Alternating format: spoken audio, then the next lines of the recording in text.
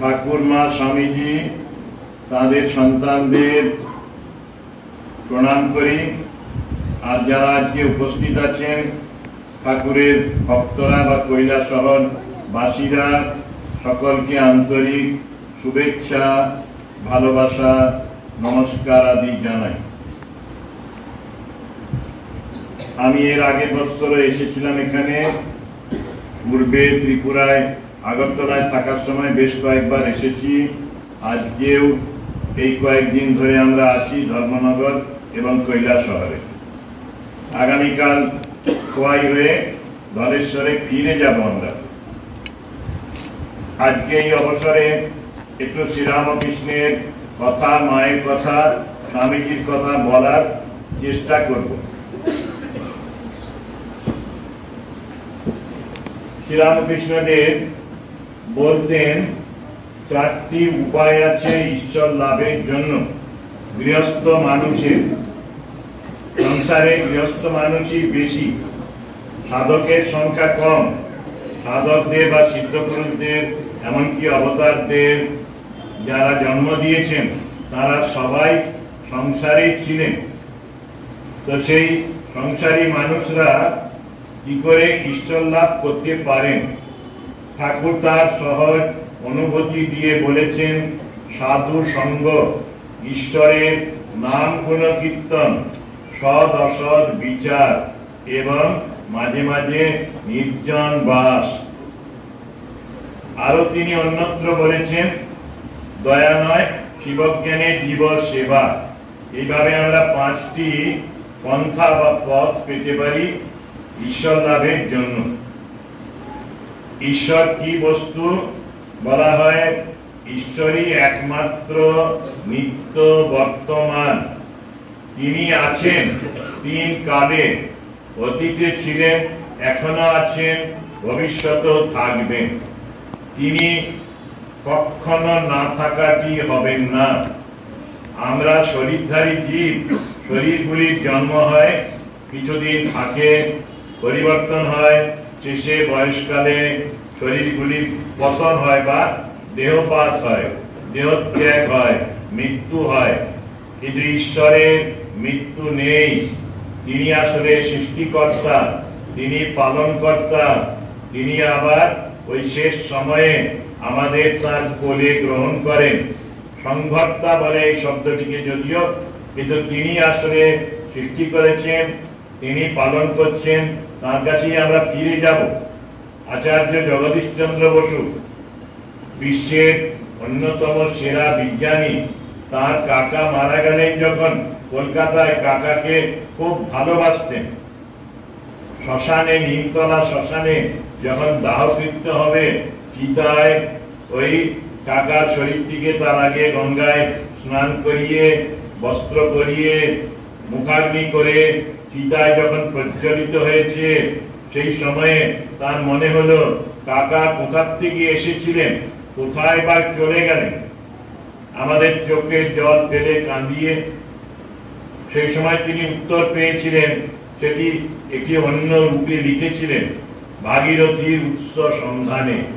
গঙ্গার কাছে যেন প্রশ্ন করছেন কবি যে, ভাগীরথী তুমি কোথা হইতে আসিতেছ?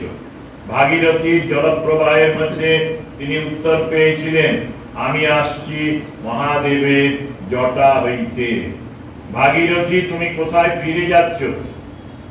একই উত্তর পেলাম, আবার মহাদেবের জটায় মিলিত হবার জন্য। এদিকে জলচক্রও বলেছেন উনি। ভাগীরথী থেকে, ভাগীরথী আসছে সেই হিমালয়ের উত্তরে গোমুখ থেকে, গঙ্গোত্রী পেরিয়ে গোমুখ থেকে, সেখানে গঙ্গার উৎপত্তি স্থল। এসে জলপ্রবাহ সাগরে আসে, সাগর থেকে আবার সূর্যরশ্মি ধরে আকাশে মেঘ রূপে যায়, তারপরে ভাসতে ভাসতে আবার জলবিন্দু রূপে মিলিত হয় ওই গোমুখে গিয়ে। বেদ উপনিষদে আছে, যত বা ইমানি ভূতানি জায়ন্তে येन जातानि जीवन्ति यत् प्रयन्त अभिसंविशन्ति इति। এই যেখান থেকে জীব সকলের উৎপত্তি হয়েছে সেখানেই জীবেরা স্থিতি লাভ করে, সেখানেই থাকে আর সেখানেই ফিরে যায়। আমরা এই তিনটি অবস্থা আলাদা করে বুঝতে পারি না। দুটো বুঝি, একটা বুঝি জন্ম হয়েছে শিশুটির, আর শিশুটির একটু বৃদ্ধ হয়ে দেহত্যাগ হলো। মাঝে যে আমরা এই জগতে বাস করছি, জগৎটাও ঈশ্বরেরই শরীর। ঈশ্বর ছাড়া তো কিছু নেই, তিনি সব কিছু হয়েছেন, পুরো বিশ্ব ব্রহ্মাণ্ড ব্যাপ্ত হয়ে তিনিই রয়েছেন। সুতরাং আমরা সেই বিরাট ঈশ্বরের মধ্যেই অবস্থান করি, তার থেকেই আমাদের জন্ম হয়েছে। অন্য উপনিষদে আছে एको अहम बहुश्याम প্রজায়তি, আমি একা, আমি নিজেকে বহুরূপে ব্যক্ত করব। ঈশ্বর এইভাবে সৃষ্টি করলেন, প্রজায়তি, প্রজা সৃষ্টি করলেন, বহুরূপে নিজেকে প্রকাশ করলেন। তারপরে তিনি কোথাও পালিয়ে গেলেন? কখনো না। উপনিষদ একই কথাই বলছেন, তৎসৃष्ट्वा তদেবানুপ্রাবিশৎ। এই সমস্ত কিছু সৃষ্টি করে তিনি সকলের ভেতরে অনুপ্রবিষ্ট হয়ে রইলেন, লুকিয়ে রইলেন হৃদয় গুহায়। এই জন্যই বেদের সমাবর্তন যখন হতো, পাঠকাল শেষ হতো, সেই সময় গুরুরা শিষ্যদের বলতেন অনেক কথা। তার মধ্যে বলতেন পিতৃদেব ভব, মাতৃদেব ভব, অতিথি দেব ভব, আচার্য দেব ভব। স্বামী বিবেকানন্দ পরে যোগ করে দিলেন দরিদ্র দেব ভব, মূর্খ দেব ভব। অতিথির মধ্যে সবাই পড়ে যায়।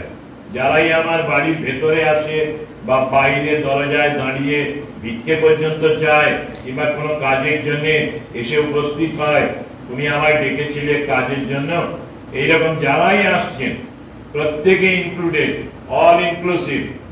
God is everything, everybody, omnipresent, omniscient।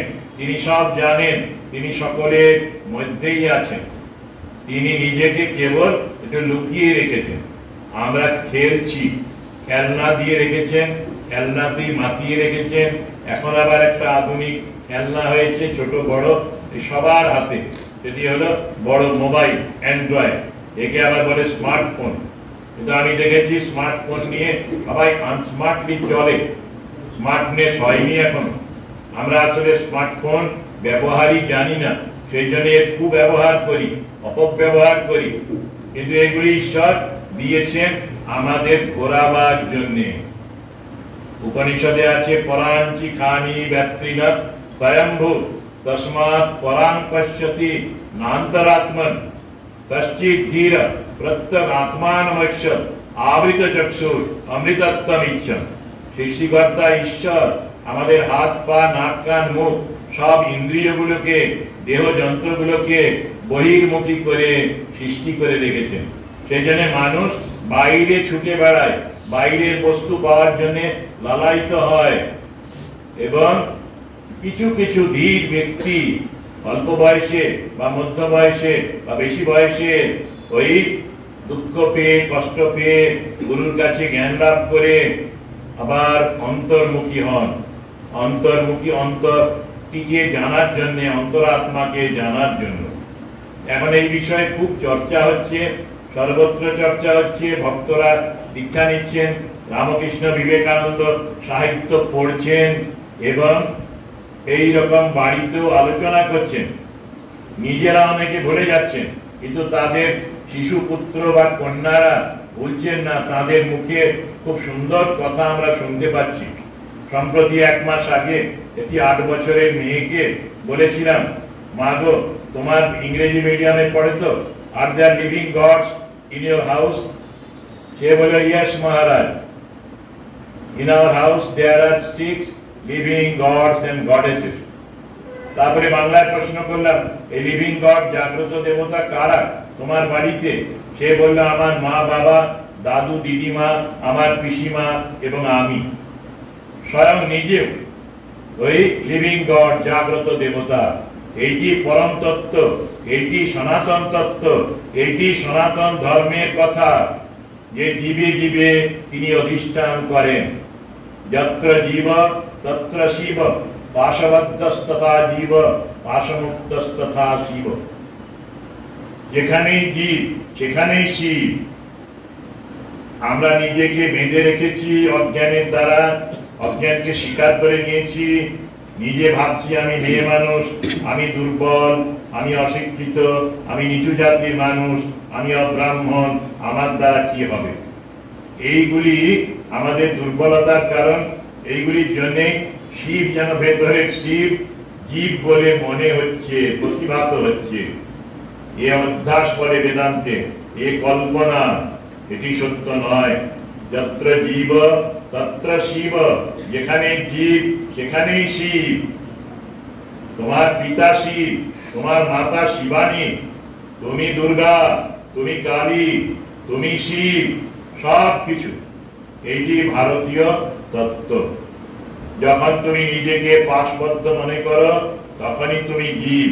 আবার যখন নিজের স্বরূপটা তুমি জানতে পারবে, জপ ধ্যানের মাধ্যমে, সাধনার মাধ্যমে, সঙ্গীতের মাধ্যমে, সাধ্যায়ের মাধ্যমে, তখন দেখবে তুমি এইটুকু নও যেটা আয়নায় দেখছো, 3.5 হাতের রক্ত মাংসের জীবটি বা শরীরটি, সেটি তুমি নও। তোমার শরীর, তোমার হাত, তোমার পা, তোমার মাথা, তুমি এগুলি কোনোটাই নও।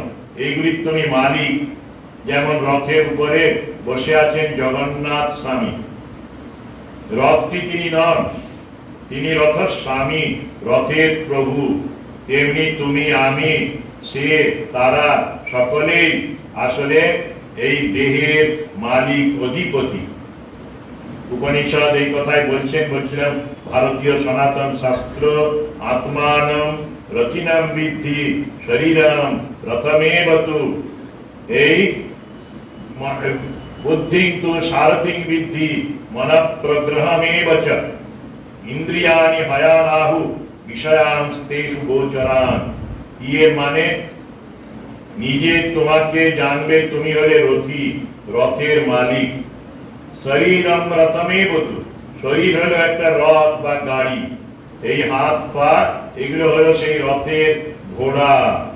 বুদ্ধিটা হলো সারথী, যে রথটি চালাচ্ছে।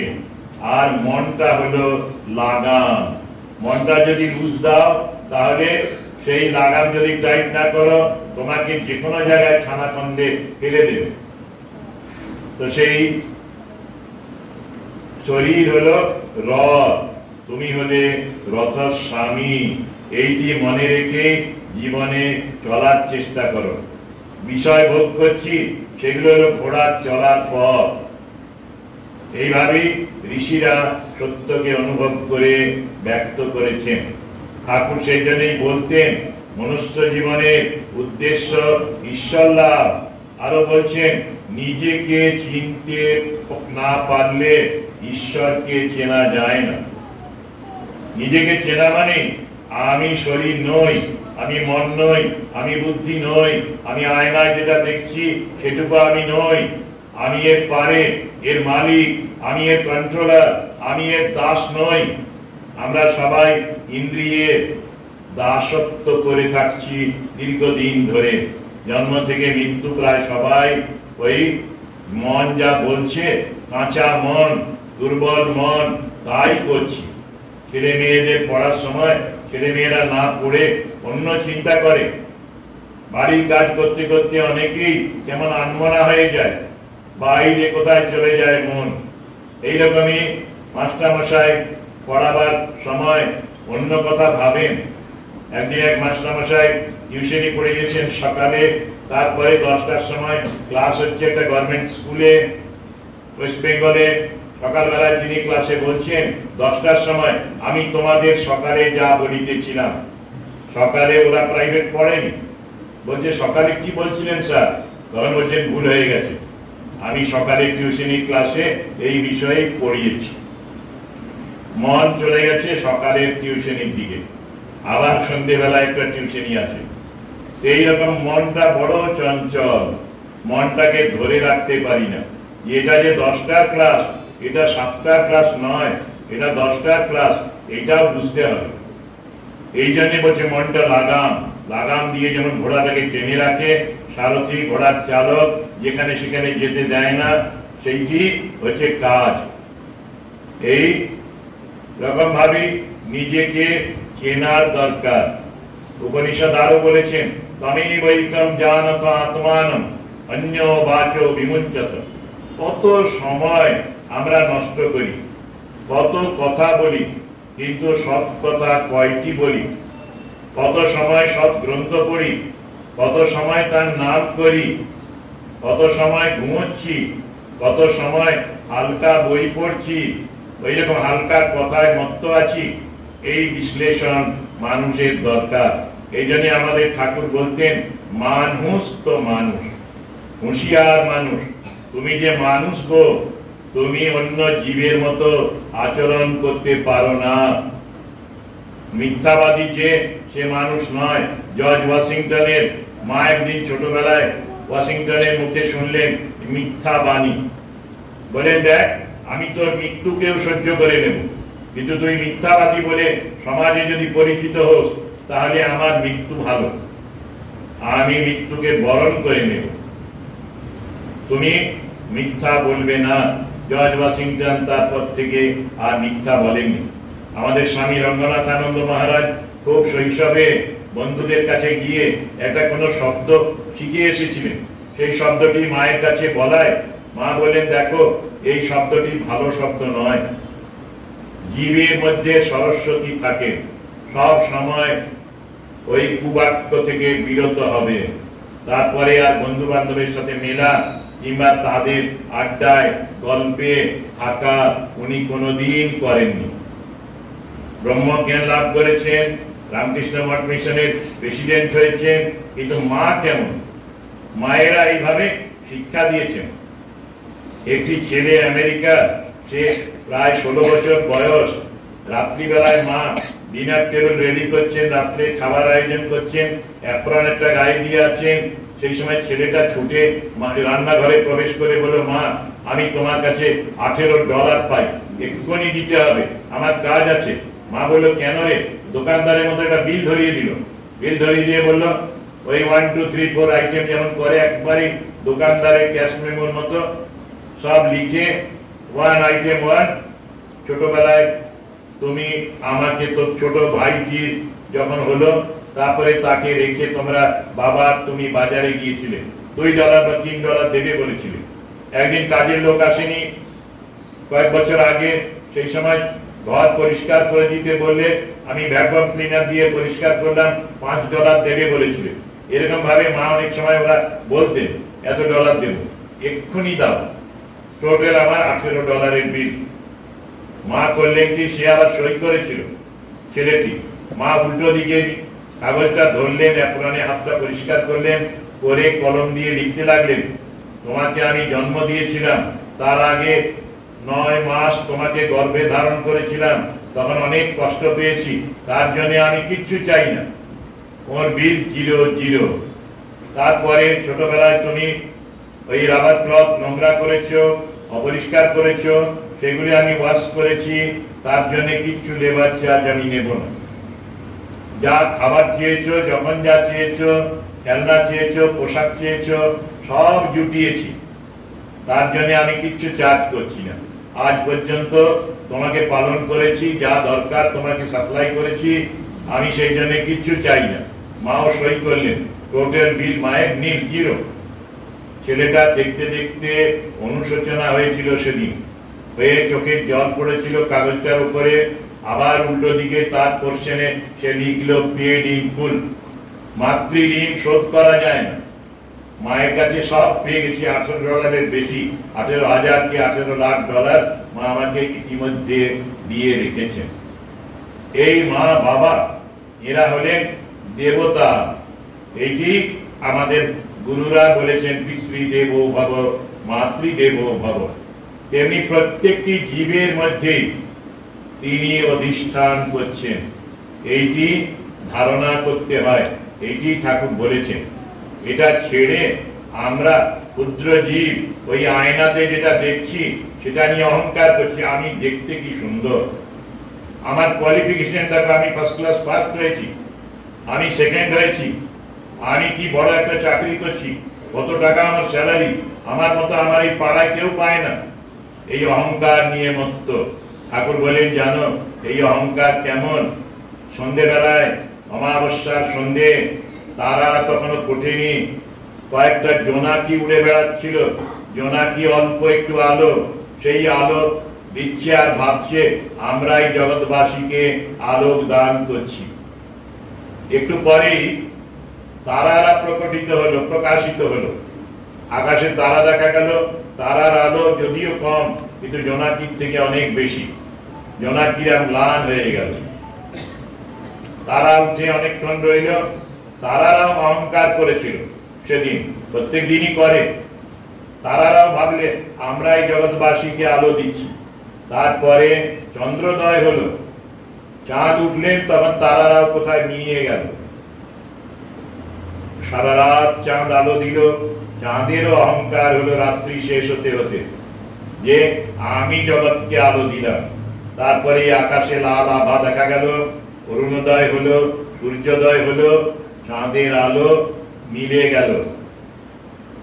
বলছেন যাদের ধনের অহংকার, বিদ্যার অহংকার, তাদের এগুলো জানতে হবে, জেনে জানতে হবে যে তারও বাড়া আছে, তারও বাড়া আছে, তারও বাড়া আছে। অহংকার করো না। গরু ছাগল অহংকার করে, সেই জন্য কি কষ্ট পায়। শেষে যখন কাটে ওদের পেটের নাড়ি ভুড়ি থেকে সুতো বেরোয়, সেগুলো দিয়ে ধুনরিরা তুলো ধনে, তখন তুলো নিয়ে নাড়তে নাড়তে শব্দ বেরোয়। আগে ছিল অহম অহম, হাম্বা হাম্বা, ম্যায় ম্যায়, আর পরে আসছে তুহু তুহু, তুহু তুহু। হে প্রভু তুমি। আমি কালকেই আমাদের বিমল বাবু আর আমার ব্রহ্মচারী পল্লবকে বলছিলাম, দেখো তো বাইরে ওই গাছের পাতা নড়ছে কিনা। কালকে যে সময় জিজ্ঞেস করলাম, বলে একটাও পাতা নড়ছে না।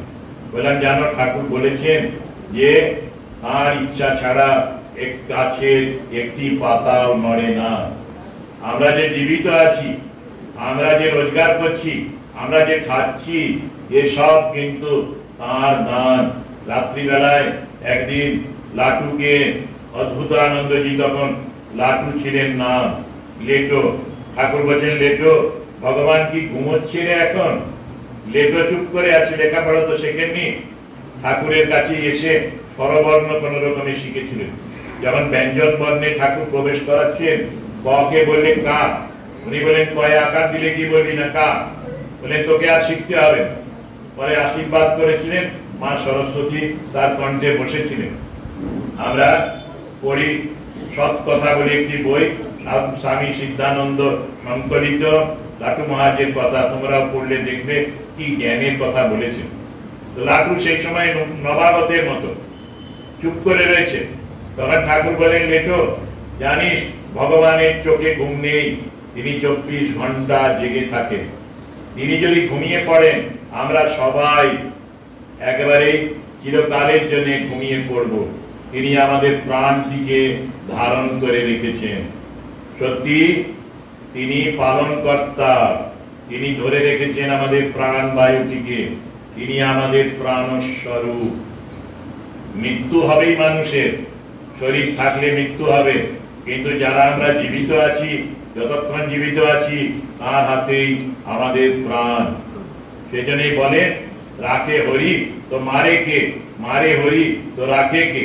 ঠাকুর একটা সুন্দর কাহিনী বলেছেন, রামচন্দ্র এরা ওই সরোবরের তীর দিয়ে যাচ্ছেন, যেতে যেতে ওই প্রাকৃতিক কারণে ধনুকটাকে গুঁজে যাচ্ছেন। ফিরে এসে যখন ধনুকটা তুলতে যাচ্ছেন, রামের ধনুর নিচে রক্তারক্তি ব্যাপার, রক্ত পড়ছে। দেখলেন একটা মুমূর্ষু ব্যাঙ। ব্যাঙটাকে রামচন্দ্র বললেন, হে ব্যাঙ, কেন তুমি আওয়াজ করনি, কেন ডাকনি? তাহলে তো আমি তোমাকে আঘাত করতাম না, আমি তো না বুঝেই আঘাত করেছি। তখন বলে, রাম জানো যখন অন্যেরা আঘাত করে তখন বলি হে রাম রক্ষা করো।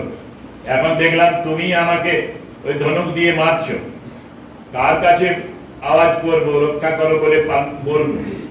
সেজন্যই আমি কিছু বলিনি। সত্যি এই জগৎটিকে তিনি রক্ষা করছেন, তার ইচ্ছা ছাড়া কিচ্ছু হয় না। এক মুসলমান রাজা ছিলেন এক সময় আসাদুদ্দৌলা নামে। তার কাছে এক মুসলমান ফকির দূর দেশ থেকে এসে ভিক্ষে করতে এসেছে। তখন কোষাগার বন্ধ হয়ে গেছে, কোষাধ্যক্ষ চলে গেছে। রাজা উপরে একটা চকমিনার বারান্দা চারদিকে ঘেরা, সেখানে হাঁটছিলেন। সে নিচ থেকে বলল, ইসকো না দে খোদা তাআলা উসকো দে আসাদুদ্দৌলা। যাকে খোদা তাআলা দেয়নি, গরিব করে রেখেছে, তাকে আসাদুদ্দৌলা বড়লোক করে দেবে, দেবে অনেক। আসাদুদ্দৌলা বললেন, দেখো ভাই, আজকে আমি তোমায় কিচ্ছু দিতে পারবো না, কাল সকাল 10টায় এসো, ধর্মশালায় থাকো, এলেই তোমাকে আমি খুশি করার চেষ্টা করব। সে এলো 10টায়। রাজা তার আগেই তৈরি আছেন, সিংহাসনে বসে আছেন। সিংহাসন থেকে নেমে সিংহাসনের পেছনে একটা কালো বড় তরমুজ ছিল, সেটা হাতে করে বলেন, এটা ধরুন, এটা নিয়ে যাবেন, খাবেন, খুব মিষ্ট তরমুজ, পরে 7 দিন পরে আমাকে বলবেন কেমন খেলে। উনি তো চলে গেলেন, রাজার সামনে প্রকাশ করতে পারলেন না, খুব রেগে গেলেন। ভাবলেন রাজাকে আল্লাহর উপরে, ঈশ্বরের উপরে স্থান দিলাম, রাজা আমাকে একটা তরমুজ মাত্র দিলেন, তরমুজের জল ছাড়া কি আছে, ওয়াটারমেলন বলে ইংরেজিতে। তো তিনি চলে গেলেন, গিয়ে তার প্রিয় ছিল ছোলা ভাজা। ছোলা ভাজা বিক্রি হচ্ছিল বাজারে। ছোলা ভাজার লোকটাকে বলে, এই এর মূল্য ধরে তুমি আমাকে ছোলা ভাজা দাও। অনেকগুলো ছোলা দিল সে। ছোলা চিবিয়ে চিবিয়ে তার কুটিয়ায় চলে গেল। 7 দিন পরে রাজা ডেকে পাঠালেন। তার আগেই রাজার গুপ্তচররা খবর দিয়ে দিয়েছে, আইবির লোকেরা, যে রাজা ও খায়নি। রাজা ওকে জিজ্ঞেস করলেন, আপনি ওটা কেটেছিলেন, খেয়েছিলেন? উনি বলেন, না রাজা, আমার রাগ হয়েছিল, ওটা বেচে দিয়েছি, পরিবর্তে ছোলা ভাজা কিনে খেয়েছি। বলেন, করেছেন কি? ভালো করে দেখেননি, আমি তরমুজের একটা দিকে চৌকো করে কেটে ভেতরে অনেক দামি রত্ন রেখে দিয়েছিলাম। এক একটা রত্নের দাম 1 লাখ টাকা করে। দেখুন ছোলাওয়ালার কি অবস্থা হয়েছে। ছোলার দোকান বন্ধ করে বড় বিজনেস শুরু করেছে। 7 দিনের মধ্যে ওর অনেক পরিবর্তন, ইনভেস্ট করছে টাকাগুলো। আপনি এরপর থেকে বলবেন, जिसको ना दे खुदा ताला उसको ना दे सके আসাদুদ্দৌলা। যাকে খোদা তাআলা দেয়নি, তাকে আসাদুদ্দৌলা দিতে পারেন না। ঈশ্বরের ইচ্ছা না হলে গাছের পাতাটিও নড়ে না, নড়বে না। আমি তোমাদের একটা ভালো ঘটনা শোনাই। অশ্বিনী কুমার দত্ত, তিনি ঠাকুরের কাছে গিয়েছিলেন 1881 সালে, মাস্টারমশাই আসার প্রায় 1 বছর আগে। সেই সময় এক কথা প্রসঙ্গে ঠাকুর বলছেন, হ্যাঁ কেশব, তোমাদের কলকাতার বাবুরা নাকি বলে ঈশ্বর নাই। বাবু খেড়ি দিয়ে উঠছেন, 1 পা ফেলে আর 1 পা ফেলতেই পাশে কি হলো বলে অজ্ঞান। ডাকো ডাকো ডাক্তার, ডাকো ডাক্তার। আস্তে আস্তে হয়ে গেছে। হ্যাঁ, এরা বলেন ঈশ্বর নাই। এই অহংকারী মানুষের কথা। অনেক টাকা পয়সা, শরীরটা ভালো, এতদিন কিচ্ছু হয়নি, কিন্তু বলছে ঈশ্বর নেই। আর বলার পরে যেতে যেতেই, সিঁড়ি দিয়ে নামতে নামতেই, একটা সিঁড়ি দিয়ে আরেকটা সিঁড়ি উঠতেই কি হলো, পাশে কি হলো, অজ্ঞান হয়ে পড়ে গেলে মুহূর্তের মধ্যে মৃত্যু হলো। এই মানুষ আবার অহংকারে বলে ঈশ্বর টিশ্বর নাই, আমি বিশ্বাস করি না। বহুদিন আগের গল্প, টলস্টয়, রাশিয়ার বিখ্যাত সাহিত্যিক, তিনি লিখেছেন একটি ঘটনা, বড় সুন্দর। একটি মুচির দোকানে গিয়েছে বড় গাড়িতে করে তখনকার দিনের একজন জমিদার, খুব প্রভাবশালী। তার সাথে একটা ভৃত্য আছে, সার্ভেন্ট। একটা ভালো নূতন চামড়া নিয়ে এসেছে। এসে মুচি ভাইকে বলছে, মুচি ভাই, আমাকে মাপ নাও, আমার পায়ের 1 জোড়া জুতো করে দাও। দেখবে জুতোটা যেন 1 বছর ঠিক ঠিক চলে। একটুও যদি লুজ হয়, সুতো খুলে যায়, তাহলে তোমাকে জেলে ভরে দেবো। আমার খুব ইনফ্লুয়েন্স আছে, প্রভাব আছে এই জায়গায়, জেল অথরিটির সাথে ভাব আছে, সরকারের সাথে ভাব আছে, তুমি জেলে চলে যাবে। ও তো ভয় পেল। ওর একটা অ্যাসিস্ট্যান্ট ছিল, সে আসলে দেবদূত ছিল, সে তার দোকানে কাজ করতো কিছুদিন। সে কেমন করে তাকালো লোকটার দিকে, ও চলে যাওয়ার পরেই সে একটা চটি করতে শুরু করলো। মুচি, বড় মুচি বলল, কিরে খোকা, তুই তো চটি করছিস, ও তো আমাদের ভয় দেখিয়ে গেছে, জুতো লাগবে 1 বছরের জন্য, যেন না নড়ে 1 বছর, তাহলে জেলে দেবে। বলছে দেখো না কি হয়। অল্প সময়ের মধ্যেই ছুটে ছুটে এলো তার চাকরটি, সার্ভেন্টটা, এসে বলল, মুচি ভাই, জুতো করো না, চটি করে দাও। কি হয়েছে? যেতে যেতে গাড়িতেই আমাদের বাবু মারা গেছেন। গিন্নিমা বলেছেন যে আমাদের এখানে রাশিয়াতে মৃতদেহ নিয়ে যায়, গাড়িতে করে শুইয়ে সেখানে নূতন চটি পরিয়ে দেওয়া হয়, সেই জন্যে ওর জন্য চটি করে দাও। ছোট ছেলেটি যে মুচির সহায়ক ছিল, সে বলে, এই নাও, চটি তৈরি হয়ে গেছে। ওই সময়ের মধ্যেই খুব দ্রুত হাতে চটি তৈরি করা হয়েছে। অহংকারী মানুষের অহংকার এইভাবেই দেখা যায় শেষ হয়ে যায়। 1 বছর যেন চলে, 10 বছর পরে আমি আসব, তোমাকে দেখে নেব, এই রকমের কথা একেবারেই অসত্য কথা। ঠাকুর শ্রীরামকৃষ্ণ এসেছিলেন আমাদের ওই, আমরা বৈদিক মন্ত্রে বলি, অসৎ হইতে মরে সৎ পথে নাও, জ্ঞানের আলোক জেলে আধার বুঝাও, মরণের ভয় যাক অমর করো। আমরা এখন বলি, দেখা দিয়ে রামকৃষ্ণ শঙ্কা হরো। এই শঙ্কা দূর করতে, সন্দেহ দূর করতে, অসত্য থেকে সত্যের পথে, অন্ধকার থেকে আলোকের পথে, মৃত্যু থেকে অমরত্বের পথে নিয়ে যাওয়ার জন্যই তার আবির্ভাব।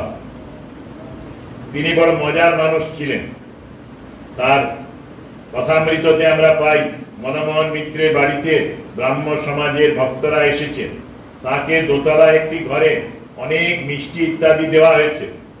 আমার জন্য এত মিষ্টান্ন সাজিয়েছ, একটু খেয়ে উনি নিচে নেমে আবার অন্যান্যদের খাওয়ালেন। তারপরে এই মহাপুরুষ পরমহংস, যার মুহুর্মুহ সমাধি হয়, তিনি লুচি মন্ডার উপরে গান গাইলেন আর নাচ করলেন। সত্যি অদ্ভুত। যিনি মামা করে পাগল, যিনি বলেন ঈশ্বরই একমাত্র সত্য, বাকি সব মিথ্যা, তিনি ভক্তদের খাওয়াচ্ছেন নিজের হাতে। 2 বছর পরেই ক্যান্সারে আক্রান্ত হয়ে মারা গেছেন। তার আগে এই রকমের ঘটনা, যে ওই লুচি মন্ডা খাওয়াচ্ছেন আর লুচি মন্ডার সম্বন্ধে কীর্তন করে, গান করে, নাচ করে দেখাচ্ছেন। মানুষের সাথে এত ভালোবাসা, এত আনন্দ দান করেছেন মানুষকে, এইরকম আর দেখা যায় না ইতিহাসে। স্বামী বিবেকানন্দ, তিনি বরানগর মঠে আছেন, সেই সময় প্রসন্ন বলে এক ভক্ত এসেছে। সে বলছে যে আমাদের কি সাধন করা যায়, কি সাধন করব, তপস্যা কিরকম করব। নরেন্দ্র বললেন, শুধু তার নাম করো। ঠাকুরের গান মনে নাই? এবারে ঠাকুরের একটা গান তিনি গাইলেন নরেন্দ্র। নামেরই ভরসা কেবল শ্যামা গো তোমার, কাজ কি আমার কোষাকুষি, বাহ্য পূজা, এ যেন বেতর হাসি লোকাচার, নামেতে কাল পাশ কাটে, জোটে তা দিয়েছে রোটে। জোটে মানে হলো শিব ঠাকুর, জটাজুটধারী। আমি তো সেই জোটের মুটে হয়েছি, আর হব কার, নামেতে যা হবার হবে। হয়েছি আর হব কার, নামেতে যা হবার হবে, মিছে কেন মরি ভেবে, নিতান্ত করেছি শিবে, শিবেরই বচন সার। ভারতবর্ষে আমরা শিবের খুব পুজো করি, আদিদেব মহাদেব, তো সেই পরম শিবের পুজো করি। শিব বলেছেন, নামই হলো জীবনে সার, তোমরা নাম করবে। নরেন্দ্র আবার এক সময় ভগবানে বিশ্বাস করতেন না, ব্রাহ্ম সমাজে যেতেন, সাকার বিগ্রহ উপাসনা করতেন না, আমরা জানি। তার যখন পিতৃবিয়োগ হলো, মা ভাই বোনেদের কষ্ট হচ্ছে, মায়ের অনুরোধে ঠাকুরের কাছে এসে বললেন, তুমি একবার মাকে বলে দাও না, তোমার মাকে, তুমি যা বলবে মা তাই শুনবে। বললে, আজ মধুবার মঙ্গলবার, তুই যা মায়ের কাছে যা চাইবি তাই পাবি। 3 বার নরেন গেলেন, কিন্তু মাকে জ্যান্ত দেখলেন, দেখে আর ওই টাকা পয়সার কথা, মা ভাই বোনেদের দুঃখের কথা বলতেই পারলেন না। তারপরে ঠাকুর বললেন, যা, মায়ের কৃপায় তোদের মোটা ভাত কাপড়ের অভাব হবে না। পরবর্তীকালে সেই অভাব দূর হয়েছিল এবং ওই তার মা ভাই বোনেরা মোটামুটি স্বাভাবিক জীবন, সাধারণ জীবন যাপন করেছিলেন। সেই নরেনকেই প্রসন্ন সেদিন বলছেন যে, তুমি তো প্রায়ই বলো ঈশ্বর নেই। তখন নরেন বললেন, এবারে আমার পুরো বিশ্বাস হয়ে গেছে, আমি ওই একথা আর কখনো বলবো না। তুমি কখনো বলো ভগবান নাই, আবার কখনো এইসব কথা বলছো, তোমার কথা ঠিক নাই, তুমি প্রায় মত বদলাও। সকলে হাসছেন, বরানগর মঠে কথা হচ্ছে। নরেন্দ্র বললেন, একথা আর কখনো বলবো না যে ভগবান নেই। এক্সপেরিমেন্ট করেছেন, অবজারভেশন করেছেন, শেষ পর্যন্ত সিদ্ধান্ত দিয়েছেন ঈশ্বর আছেন। এখন মাথা কেটে নিলেও বলবো ঈশ্বর আছেন, ঈশ্বর নেই এমন কথা আর কখনো বলবো না। ঠাকুরের দেহত্যাগের আগেও নরেনের সংশয় হয়েছিল, ঠাকুর কি সত্যি ঈশ্বরের অবতার? সেই সময় ঠাকুর এই অসুস্থ শরীরে বললেন, নরেন, তোর এখনো সংশয় গেল না? যিনি রাম, যিনি কৃষ্ণ, তিনি ইদানিং রামকৃষ্ণ। সত্যি এই কথা যখন হলো, তখন নরেনের বিশ্বাস হলো। নরেন আগে ভাবছিলেন, এই অসুস্থ শরীরে মৃত্যু যন্ত্রণার মধ্যে যদি বলেন আমি ঈশ্বর, তবেই বিশ্বাস করব। কিন্তু তারপরেও কোনো কোনো সময় আরো একবার দুবার পরীক্ষা করতে গিয়েছেন, হেরে গিয়েছেন। পরীক্ষায় ঠাকুরই জয়লাভ করেছেন। একদিন ভাবছেন, বেলুর মঠে যদি আজকে বিকেল বেলায় রাজা এসে আমার সাথে দেখা করে, তাহলে বুঝবো ঠাকুর আছে। ঠিক রাজস্থানের এক রাজা এসে দেখা করে গেলেন। এরকম ভাবে পরীক্ষা করেছেন। অনেক সময় ভিত্তি না করে ভেবেছেন, ঠাকুর যদি থাকেন তাহলে আমি অভুক্ত থাকবো না। অভুক্ত থাকতেও হয়নি, ঠাকুর আছেন সেটি বারবার প্রমাণ পেয়েছেন। পাওয়ারি বাবার কাছে যোগ সাধনা করার ইচ্ছে ছিল, গিয়েও ছিলেন, কিন্তু পরপর 3 দিন ঠাকুরকে স্বপ্ন দেখেছিলেন। আর পাওয়ারি বাবাও তাকে দেরি করছেন। এই যেন লীলা, ডিভাইন স্পোর্টস বলি আমরা, দৈবী লীলা, দৈবী খেলা। মনে হলো ঠাকুর নিষেধ করছেন। গাই গীত শোনাতে তোমায় বলে একটি স্বামীজির কবিতা আছে, তাতে এই সম্বন্ধে তিনি প্রকাশ করেছেন। ঠাকুরকে ছেড়ে চলে যাবার ইচ্ছে হলেও পারেননি, কারণ মাথায় ওই টিকিটি বাঁধা আছে। মাঝে মাঝে উনি কাশীপুর থেকেও দক্ষিণেশ্বরে গিয়ে গভীর ধ্যানে ডুবে যেতেন। ঠাকুর একদিন জিজ্ঞেস করলেন, তুই কি চাস? বলেন, আমি সমাধিতে মগ্ন হয়ে থাকতে চাই, মাঝে মাঝে 2-1 বার খাবার জন্য আসবো। তিনি বলেন, ছি ছি, এর থেকে উচ্চ অবস্থা আছে, যা বাড়ির সব ব্যবস্থা করে আয়। বাড়িতে তখনও মামলা মোকদ্দমা চলছে। তার কাকারা ওদের সাথে মামলা করেছিলেন ওর মাকে ভিটে থেকে উৎখাত করার জন্য। শেষ পর্যন্ত ওরা পারেননি, কিন্তু সেই ঝামেলায় মিটিয়ে ঠাকুর আসতে বললেন। তারপরে তোর যা দরকার তাই আমি করে দেব। সমাধিতে গেলেন, ফিরে এলেন। ঠাকুর বলেছিলেন, তোকে আমার কাজ করতে হবে, একেবারেই লোক শিক্ষা দিতে হবে।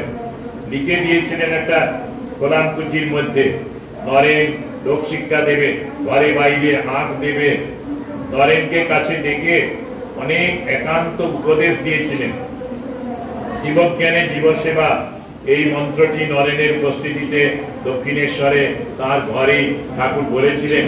বৈষ্ণবরা বলেন, নামে রুচি জীবে দয়া, বৈষ্ণব পূজন। এই প্রসঙ্গেই ঠাকুর বললেন, না না, জীবে দয়া করবার তুই কে? তুই সারা পিটামুখী জীব, জীবে দয়া নয়, শিবজ্ঞানে জীব সেবা। স্বামীজি বললেন, বাইরে বেরিয়ে এলেন, বললেন আজকে একটা নতুন আলো পেলাম, এর মাধ্যমে মনের বেদান্তকে ঘরে আনা যাবে। ওই যে ঈশাবাস্যমিদং সর্বম যৎকিঞ্চ জগত্যাম জগৎ তেন ত্যক্তেন ভুঞ্জিতা মা বিদ তস্য সিদ্ধনম। ঈশ্বর সর্বভূতে আছেন এই যে জেনে ত্যাগের মাধ্যমে ভোগ করো। ত্যাগ এবং সেবাই ভারতের জাতীয় আদর্শ। ধন আবার কার, বিষয় সম্পত্তি কতদিনের, এইগুলি ওই মন্ত্রে উল্লিখিত আছে। তো তোমরা ঈশ্বরকে সর্বভূতে দেখে তার সেবায় মগ্ন হও। এই মন্ত্র ঠাকুরের কাছে নরেন পেয়েছিলেন। তারপরে আমরা দেখি সখারপতি কবিতায় তিনি লিখছেন 1900 খ্রিস্টাব্দের 12ই জুন পত্রিকাটি এলো উদ্বোধন। শুভানন্দ পরে হয়েছিলেন, ছিলেন আগে চারুচন্দ্র, চারুর হাতে। কবিতা সখারপতি শেষ লাইনে লেখা আছে, ব্রহ্ম হতে কীট পরমাণু সর্বভূতে সেই প্রেমময়, মন প্রাণ শরীর অর্পণ করো সখে, এসবার পায় বহুরূপে সন্মুখে তোমার, ছাড়ি কোথা খুঁজিছ ঈশ্বর, জীবে প্রেম করে যেই জন সেই জন সেবিছে ঈশ্বর। পুরো কবিতাটা পড়ে চারুচন্দ্রের মহাভাব হয়েছিল, রোমাঞ্চ হয়েছিল, শ্বেত কম্পন ইত্যাদি হয়েছিল। বৈষ্ণব শাস্ত্রে আছে এগুলি, সেই রকম হয়েছিল।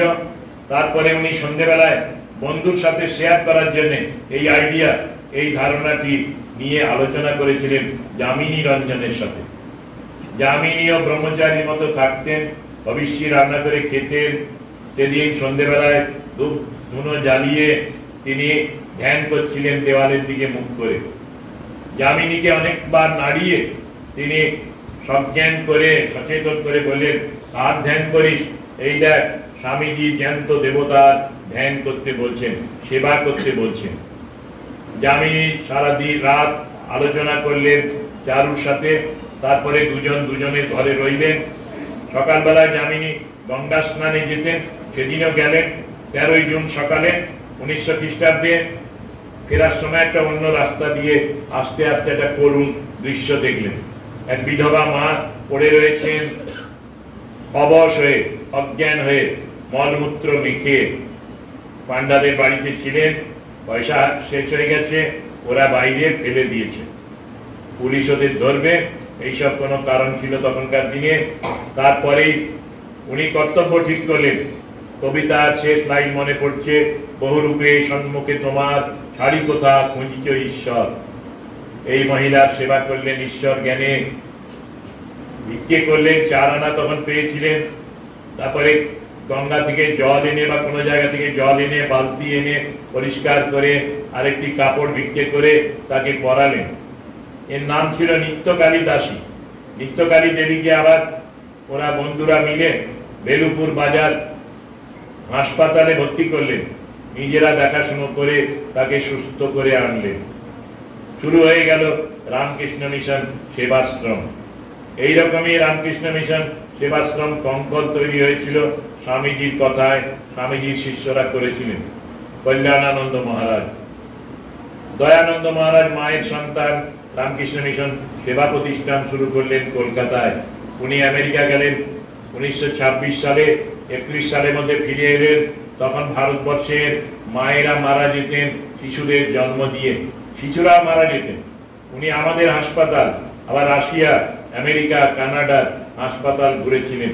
সেখানে মায়েদের, শিশুদের কি সুন্দর যত্ন নেওয়া হয়।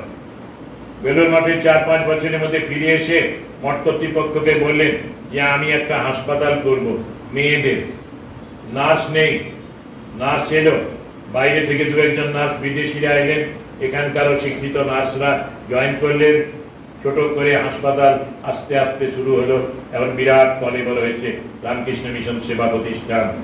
ওই 99 নম্বর শরৎ বোস রোড, ল্যান্সডাউনে, কলকাতা 26। এইগুলি সব ইতিহাস। রামকৃষ্ণ, বিবেকানন্দ এই মানব সেবার প্রতিটি ক্ষেত্রে মানুষের জীবনে জাগরণের কাজ করেছিলেন। স্বামী বিবেকানন্দ ফিরে আসছেন আমেরিকা থেকে বা যাওয়ার সময় ওই টাটা, জামশেদজি নসরবন্দী টাটার সাথে দেখা হলো, তাকে তিনি বললেন এখানেই কারখানা করুন, হাজার হাজার লোক চাকরি পাবে, সব মানুষ ক্ষুধার্ত, এই মানুষের জন্য কিছু ব্যবস্থা করতে হবে। ঠাকুরের কাছে শুনেছিলেন খালি পেটে ধর্ম হয় না। শালগ্রাম শিলার থেকে বড় নরনারায়ণ, মাটির প্রতিমায় তার পুজো হয়, রক্ত মাংসের শরীরে হয় না। এই অমোঘ বাণী, সত্যবাণী স্বামীজি গ্রহণ করেছিলেন এবং জীবনে প্রয়োগ করেছিলেন। তার শিষ্যা ভগিনী নিবেদিতা টাটা কারখানা, টাটার গবেষণাগার তৈরির ব্যাপারে ওই কর্তৃপক্ষের সাথে ইংল্যান্ডে গিয়ে রানীর সাথেও দেখা করেছিলেন। প্রথমে ওই গবেষণাগার তৈরি স্বামীজির ইচ্ছা ছিল, বলেছিলেন কারখানা করতে হবে আর মৌলিক গবেষণাগার করতে হবে, ফান্ডামেন্টাল রিসার্চ ইনস্টিটিউট। আজকে বেঙ্গালোরে ইন্ডিয়ান ইনস্টিটিউট অফ সায়েন্স, এটি হয়েছে স্বামীজির প্রেরণায়, নিবেদিতার চেষ্টায়। এইভাবেই রামকৃষ্ণ বিবেকানন্দ শুরু থেকেই মানব সেবায় উৎসর্গীকৃত প্রাণ। এরা আমাদের এই রামকৃষ্ণ মিশন, রামকৃষ্ণ মঠ আস্তে আস্তে এদের নামে, এদের ভাবে তৈরি হয়েছে। এই 125 বছর রামকৃষ্ণ মিশনের হয়ে গেল। এই পিরিয়ডে প্রায় 1000 আশ্রম আছে যেগুলি এখনো অনুমোদন পায়নি রামকৃষ্ণ মিশনে, আর আমাদের আশ্রম প্রায় 300টির মতো। এতগুলি আশ্রম চলছে ঠাকুরের ভাবকে অবলম্বন করে। মূল আদর্শ হচ্ছে আত্মনো মোক্ষার্থম জগদ্ধিতায় চ, নিজের মুক্তি এবং জগতের হিত সাধন, কল্যাণ। বুদ্ধদেব বলেছিলেন বহুজন হিতায় বহুজন সুখায়, লাইফ ইন্স্যুরেন্স এটা ব্যবহার করে। এরকম রামকৃষ্ণ মিশন, তার উদ্দেশ্য আত্মনো মোক্ষার্থম জগদ্ধিতায় চ। আমরা যারা রামকৃষ্ণ ভক্ত, রামকৃষ্ণ মিশনের সন্ন্যাসী ব্রহ্মচারী, রামকৃষ্ণ মিশন পরিচালন সমিতির সদস্য, এরা সব ফরচুনেট, সৌভাগ্যের অধিকারী যে রামকৃষ্ণ ভাবনার সাথে কিছুটা হলেও যুক্ত হতে পেরেছি আমরা। তোমরাও যারা আজকে এসেছো, আগামী দিনে রামকৃষ্ণ বিবেকানন্দ মায়ের ভাবে উদ্দীপিত হয়ে তাদের কথা জেনে তাদের আদর্শকে জীবনে পালন করার চেষ্টা করবে, তবেই মানব জীবন ধন্য হবে। ঈশ্বর দর্শন দেবেন তোমাদের সকলকে। নাম জপ থেকে শুরু করে মানব সেবার কাজ, এর মধ্যে তোমাদের জীবন অতিবাহিত হোক, এই প্রার্থনা করি। সংসার ছেড়ে যেতে হবে না, সংসারে থেকেই কিন্তু বহু কাজ করা যায়। রামকৃষ্ণ শ্রী রামকৃষ্ণ ভক্ত মালিকায় ঠাকুরের সন্ন্যাসী ভক্তদের জীবনী আছে, তার সাথে ঠাকুরের গৃহী ভক্তদেরও একদল গৃহী ভক্তের জীবনী আছে। এইগুলি পড়লে বোঝা যায় আজও কিন্তু ওই ধারা চলে আসছে। অনেক ভক্ত আছেন, তোমরা জানলে অবাক হবে। মুখার্জি পরিবারের একটি ছেলে পল্লব মুখার্জি, সে তার আয়ের 50 ভাগেরও বেশি সেবা কাজে প্রয়োগ করে, 50%-এর বেশি ইনকাম। এই রকমের অনেকে 40%, অনেকে 30%, অনেকে 20% হিসাব করে একবারে ক্যালকুলেট করে দান করে এবং তার দ্বারা বিভিন্ন সেবা কার্য সম্পাদিত হয়। এখনকার দিনে টিসিএস, রেলওয়ে বিকাশ নিগম, এই রকমের অনেক বড় বড় প্রতিষ্ঠান, এমনকি মিটগুলো যারা টাকা তৈরি করে, টাকা ছাপায়, ওরাও তাদের ইনকাম থেকে অনেক অর্থ রামকৃষ্ণ মিশনের বিভিন্ন সেবা কাজে, বিভিন্ন শাখায় আমাদের দান করেন। ওই একটি স্বার্থ পরার্থপরতা, আনসেলফিশনেস আমাদের আদর্শ, নিঃস্বার্থপরতা। সন্ন্যাসীদের কারো সংসার নেই। আমাদের যারা ভক্ত, যারা এখানে সেবার্থে আসেন, তারা সংসারের জন্য কাজ করেন না, তারা অতিরিক্ত সময়টা এই ঠাকুরের সেবায় ব্যয় করেন। অনেক রিটায়ার্ড ম্যান আছে আমাদের কলকাতার কাছে বা বহু আশ্রমে, বোম্বেতেও দেখলাম, সকালবেলায় চলে আসেন, ভোরবেলায় এসে মন্দির ঝাড়ু দিচ্ছেন, আশ্রম ক্যাম্পাস পরিষ্কার করছেন, কেউ বাগানে জল দিচ্ছেন, করে 10টার মধ্যে বেরিয়ে পড়ে গাড়িতে, আবার অফিসে কাজ করে, আবার সন্ধ্যেবেলায় ফিরে আসে আশ্রমে। সারা জীবন এই রকমের সেবা কাজ করে যাচ্ছে, যেমন শিখরা করে কর সেবা। রামকৃষ্ণ মিশনেও কিছু মানুষ, সবাই করেন না, অনেকে প্রসাদ পেতে চান, প্রসাদ না পেলে দুঃখ পান, কষ্ট পান, কিন্তু অনেক ভক্ত দেখেছি প্রসাদের চিন্তাই করে না এবং অর্থ চিন্তা করে না। তারা ঠাকুরের সেবা করে নিজেকে ধন্য মনে করেন। স্বামীজি বলতেন, পরোপকারে কার উপকার হয়?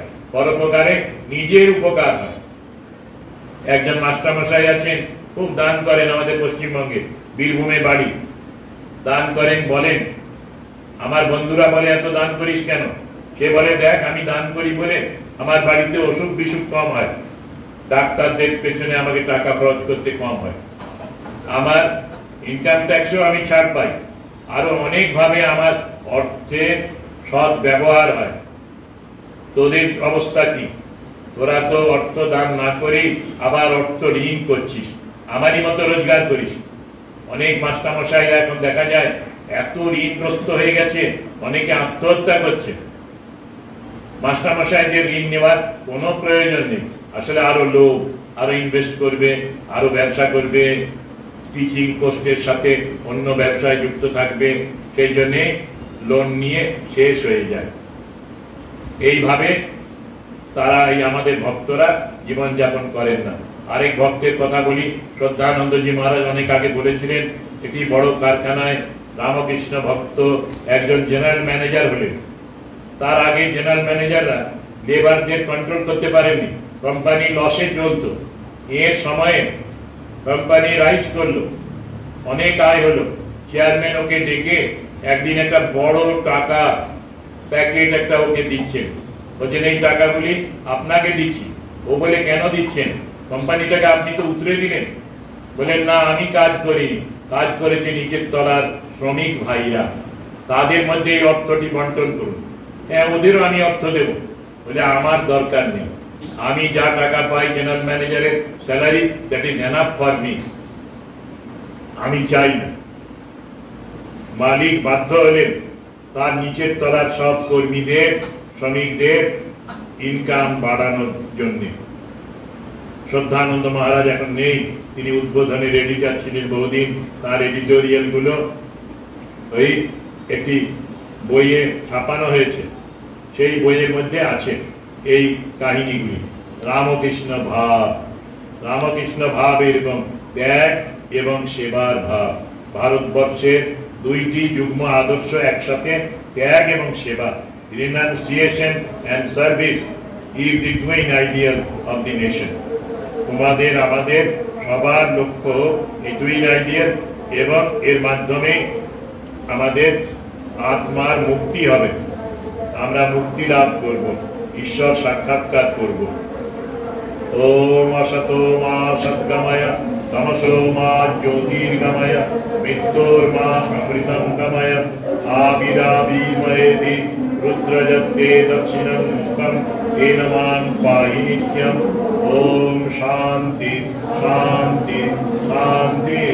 হরি ওম তৎসৎ। শ্রীরামকৃষ্ণার্পণমস্তু।